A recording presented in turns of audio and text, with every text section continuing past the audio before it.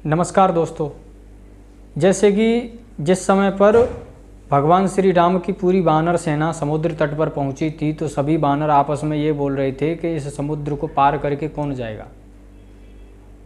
उस समय पर अंगद, जामवंत और भी वानर सेना में जो भी योद्धा थे वो सब आपस में यही चर्चा कर रहे थे कि इस सेना में से विशाल समुद्र को पार करके कौन जाएगा। जबकि जिस समय पर लंका में हनुमान जी स्वयं गए थे समुद्र लांघ करके, तो इस तरह से जामवंत जी भी उड़ान भर सकते थे। वो एक एग्जाम्पल के तौर पर मैं आपको बता देता हूँ कि जिस समय पर युद्ध हो रहा था लंका में, तो रावण और जामवंत जी का आमना सामना हो गया था। तो रावण और जामवंत जी का जब आमना सामना हुआ था तो रावण ने जामवंत जी से कहा कि तू क्यों मरने चला आया, तू बुढ़ा वैसे हो गया है।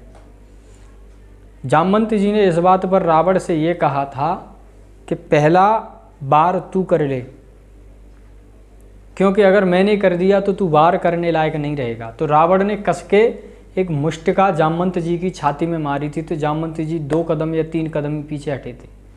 लेकिन जिस समय पर जामवंत जी ने रावण में मुष्टिका का प्रहार किया था तो रावण बेहोश हो गया था और उसका जो सारथी था वो रावण को युद्ध भूमि से दूर ले गया था। इसका विपरीत जब हनुमान जी ने मुष्टिका का प्रहार किया था तो रावण ने मुष्टिका सहन कर ली थी।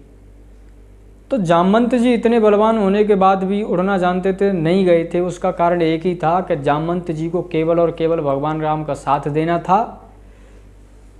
और हनुमान जी अगर किसी का कार्य होता है तो उस कार्य को अपना समझ करके करते हैं। वो ये नहीं सोचते हैं कि मैं इसका थोड़ा बहुत साथ दे दूं।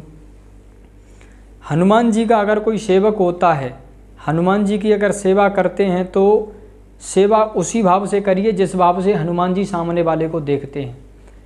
वो सामने वाले को अपने की तरह देखते हैं, जैसे भगवान राम को देखते थे। दोनों भाई मूर्छित हुए थे, नागफांस में बंधे हुए थे, तो पूरा रामादल शोकाकुल था। लेकिन हनुमान जी स्वयं भगवान गरुड़ के पास पहुँचे थे, गरुड़ को लेकर के आए थे। भगवान राम और लक्ष्मण जी को जब अहिरावण नीचे पातालपुरी में ले गया था तब भी हनुमान जी ही लेकर के आए थे, और लक्ष्मण जी को जब शक्ति लगी थी तब भी हनुमान जी ही बूटी लेकर के आए थे।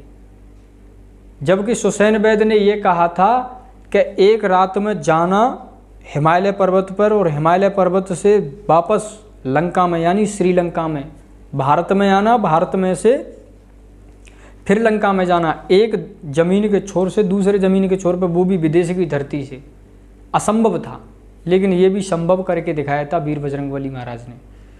तो जामवंत जी अपना कार्य नहीं समझते थे, वो केवल इतना समझते थे जैसे सुग्रीव जी साथ दे रहे हैं वैसे मैं साथ दे रहा हूँ। लेकिन हनुमान जी स्वयं अपना कार्य समझते थे, तो पूर्ण तन और मन से भगवान श्री राम का साथ दिया था। इसी तरह से अगर आप अपना कोई अपनात्व जताते हैं तो आप उसका साथ दीजिए। सामने वाला कैसा है पहले उसे परखना ज़रूरी है, क्योंकि आस्तीन के सांप ज़्यादा निकलते हैं। नमस्कार, जय हिंद, जय भारत।